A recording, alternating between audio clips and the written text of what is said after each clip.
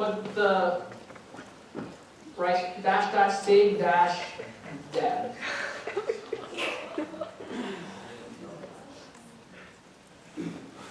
Oh, install. Oops.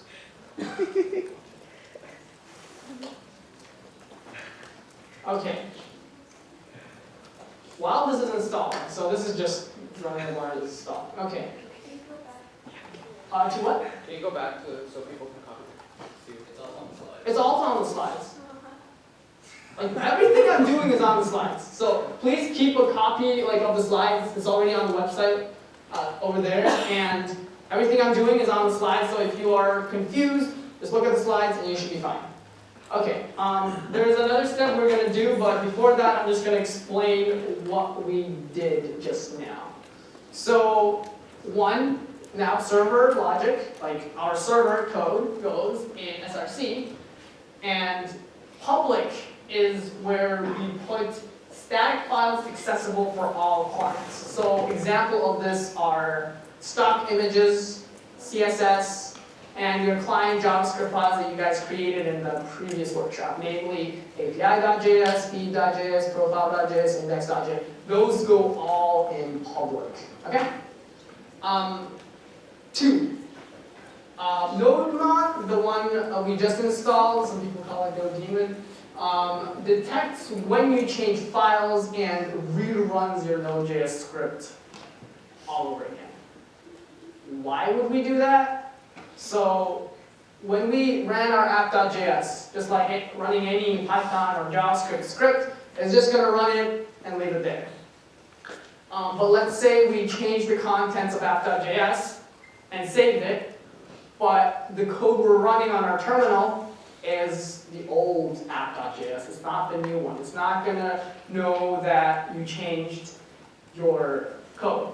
So what NodeDemon does is it will detect whenever you save your app.js file. So you've modified it, and it will kill your server and restart it all over. So this makes it a lot easier for you guys to debug things because you don't have to change file, restart server, and look in browser for changes. Like, you do fewer steps. This is just a nice thing to run on your computers. Okay, and third, dev dependency is what happened when we ran install -- save -- dev. What this does is, instead of putting dependency in the NodeDemon dependency in here, it puts it down here. What this is doing is it's telling you, okay, this NodeDemon package doesn't actually matter for our app itself to run properly. It just makes development of this app easier. Therefore, we make this kind of semantic difference where the meaning of why these libraries are in our project is slightly different. It's just something to do that makes organization a little better. Okay, and finally, we're going to add this script. Start is NodeMon src/app.js. Let's go ahead and do that in Sublime. What we're going to do is, in package.json, here we add start, NodeMon src/app.js. Okay, what this does is it makes an alias so that in our terminal, instead of typing Node.js or NodeMon src/app.js, this just, instead of writing this, we just write npm start. And it starts a web server. So it's just an alias.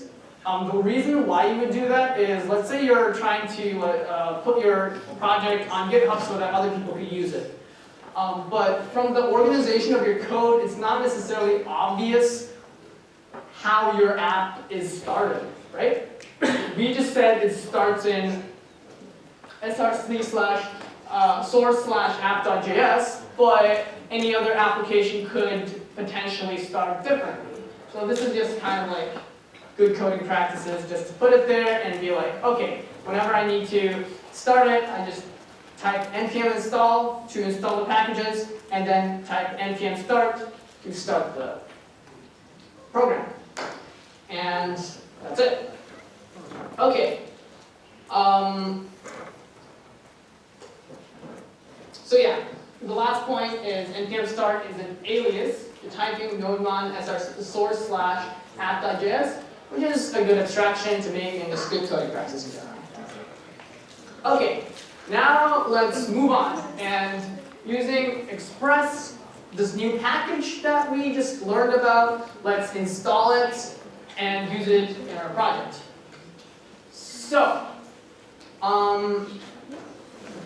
we first need to install Express on our machine, right? So let's kill this, and we need to install Express -- save. And we run this. Oh shoot. Really quick, just so that everyone knows, when you're in like some sort of process, the standard command to kill it is Control-C. So you can work there. Okay, this is going to install Express, and just to show you guys what just happened, I'll open Node modules, and whoa, there's a million things.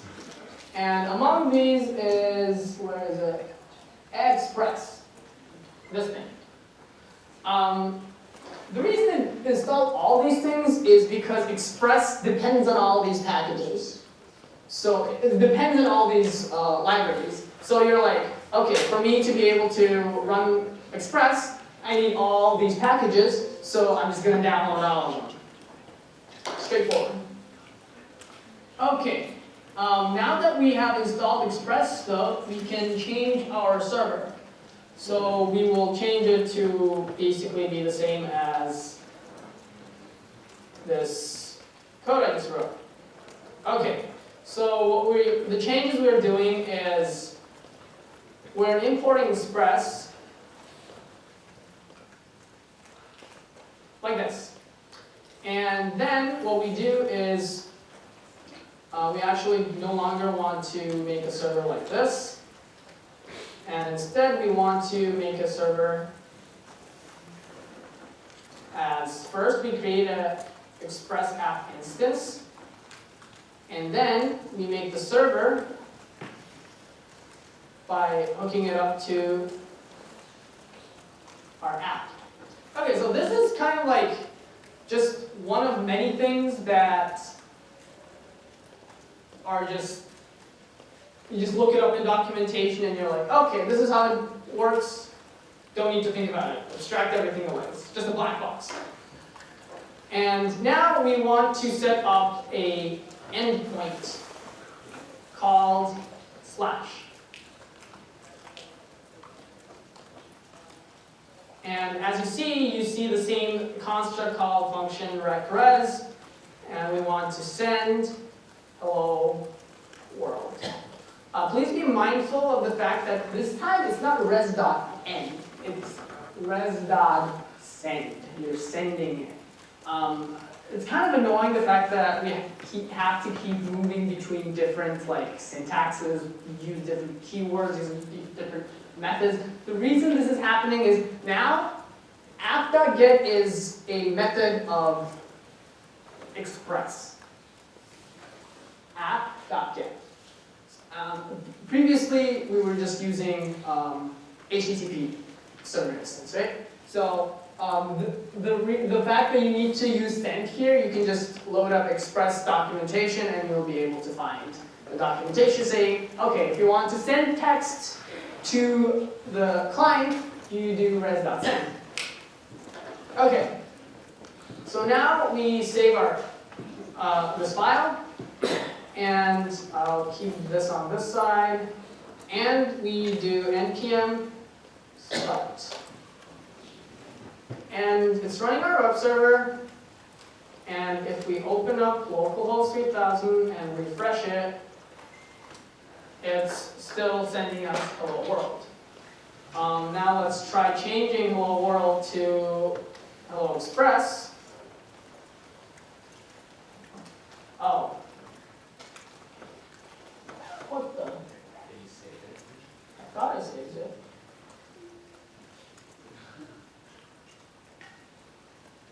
What? Oh. Oh. Oh. So this is something I hate about Sublime is if you move a folder and, okay, sorry. This should all be in here. And this page, this should just die. Okay. Sorry, who got confused by what I just did? Raise your hands.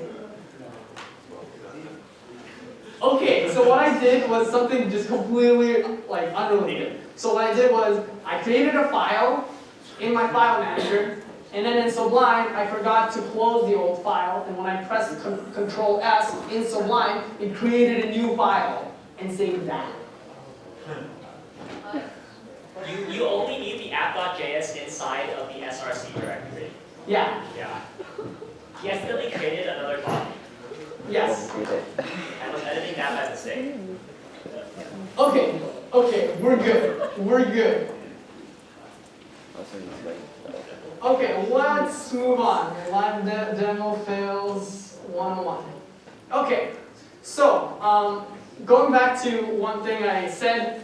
Endpoint, we mentioned it in Danny's lecture a lot, the term endpoint. So the word endpoint in the context of web development is defined as a reference to a service a web application provides. So what this is basically saying is, in order to use something a web server offers, you go to a specific quote-unquote URL so that you can access it. So for example, we just made quote/root endpoint, right? This is called the root endpoint because it is blank. It is the root. And we can have like another endpoint, name it whatever, and we reach it by typing HTTP and the web app URL / whatever endpoint you are. So if you don't put anything back there, you end up on the root endpoint. So an exercise which unfortunately we're not probably going to have any time to actually work on, I'm just going to do the solution right up here, is to create a very similar endpoint as the one we did, called /u/profile. Okay. If you're behind at this point and you can't catch up, you can just, if you've cloned the repo, you just do get checkout step 2, and you should be back on track. Just check the slides and you should be able to find everything. Okay. So, I'm just gonna give you guys a solution, which is just copy pasta this, change this to you, profile, and change this text to my profile. Okay, and as you notice, as I save here, the server restarts. Like you can see on the right in my terminal, whenever I press Control S on my keyboard like this, it's restarting the app. Okay, and let's check if it works. Let's go to the endpoint u/profile, and it just sends my profile.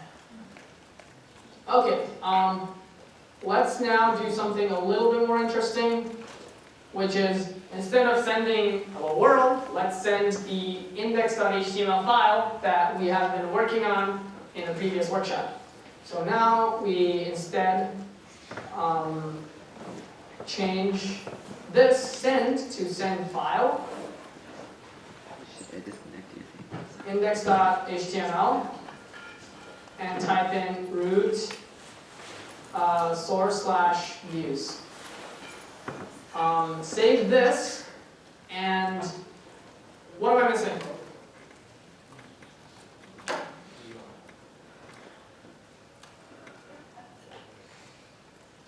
You guys know where index.html is on your machines right now? Okay, it's most definitely not in source/views, right? So you need to actually put index.html in your project. So the way you do this is in source, make a new folder called views. And inside views, paste in your index.html file. I'm just going to do this in my file browser. Where is this? Index.html, and we might as well just also copy over profile.html from Refine's workshop. So we just put it in views, like this. Okay, so now that we've saved this and imported this, we should be able to open. Does root include quotes, or is root a word that we have? Root, this is just syntax from like how send file works. You can just check out the documentation and it just says you have to type root. Okay, and here we go here and great, we have our Catbook page. But it kind of looks weird, right?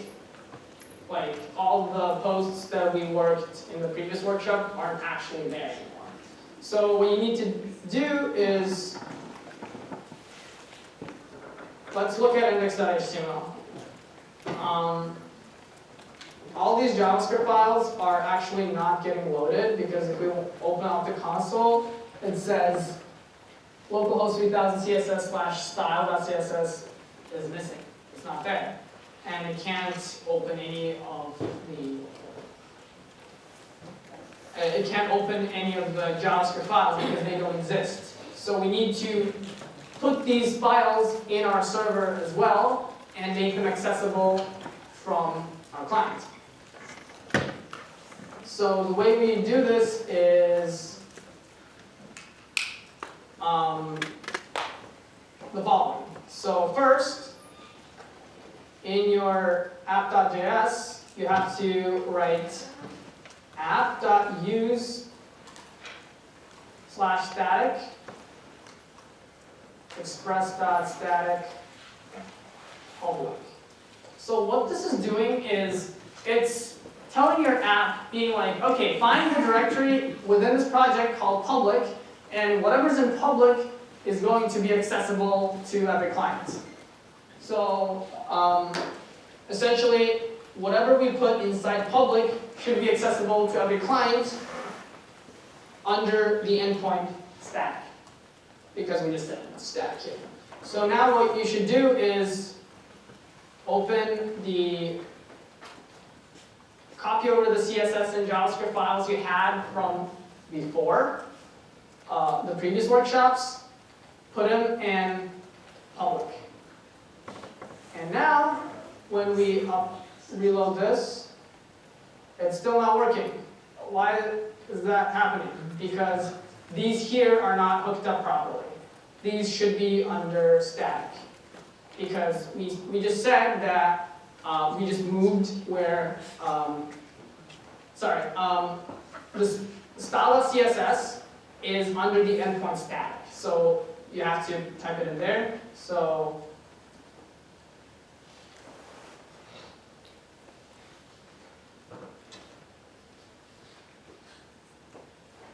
you have to type it all, and when you refresh, everything's now hooked up properly.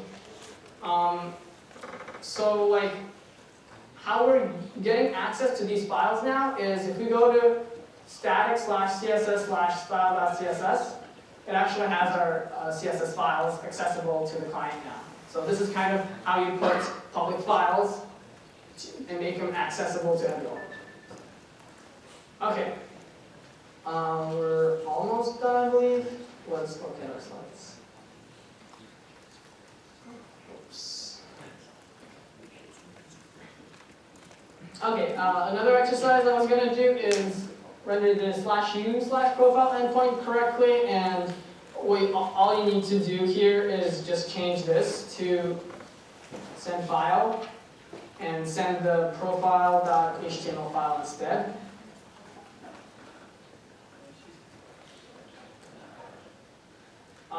And here we need to open the profile so that these also hook up properly. So we just need to type static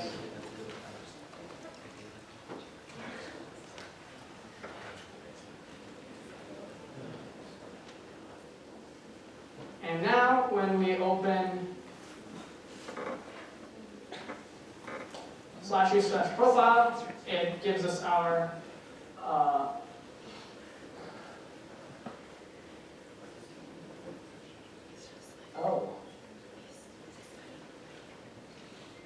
I think you need to put a slash here.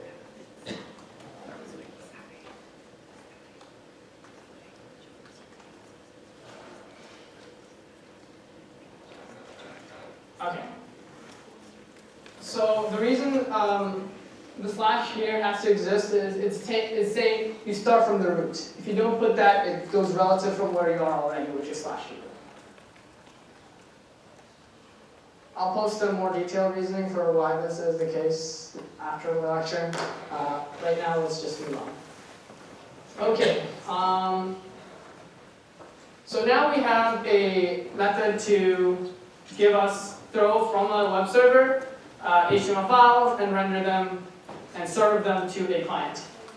So moving on, there's some more housekeeping we need to do, which is, let's say we have like endpoints that don't exist, right? If we have endpoints that don't exist, we should be getting 404 errors. But right now, our app, as it is, if we type in an endpoint that doesn't exist, it gives you an error. This is actually like a very, like, you want to be able to customize what you send, right? Like, make a pretty 404 page, for example.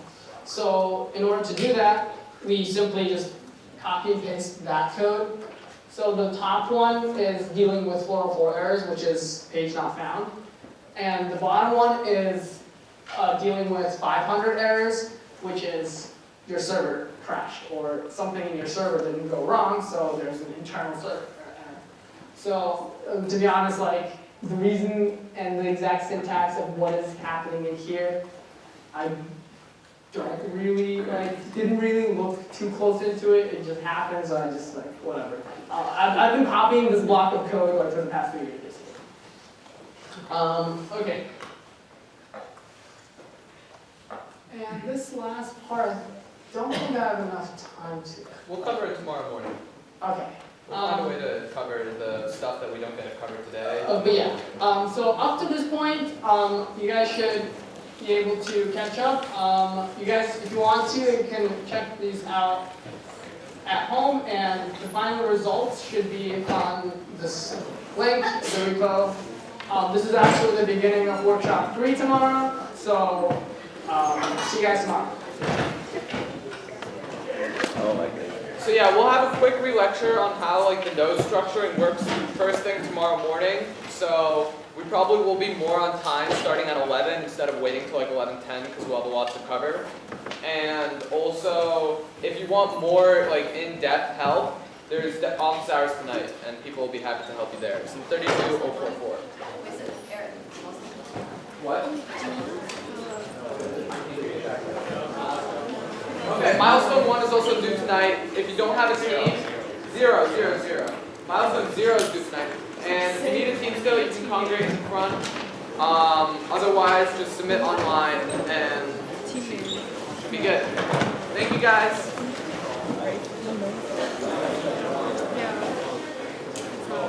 You good? Alright. You good too? Yeah? Do you want help today? I think I did it. Because I can I don't mind helping you guys if you want to. Like, either you can like chill here and I can help you for a bit, or you can you would do the so I can explain it to you. Anything works for you.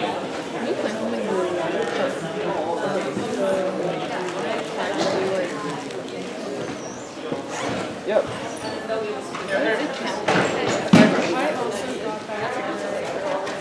Oh, So what I happened? didn't know if we could actually read. Never read Non-farm module.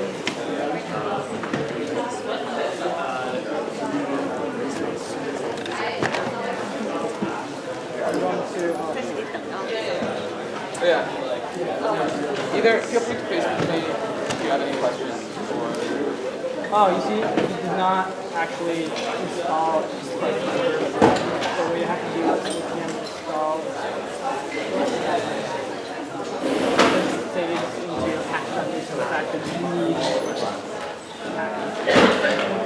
if you just type npm install, it's just going to install what's already like your project and everything.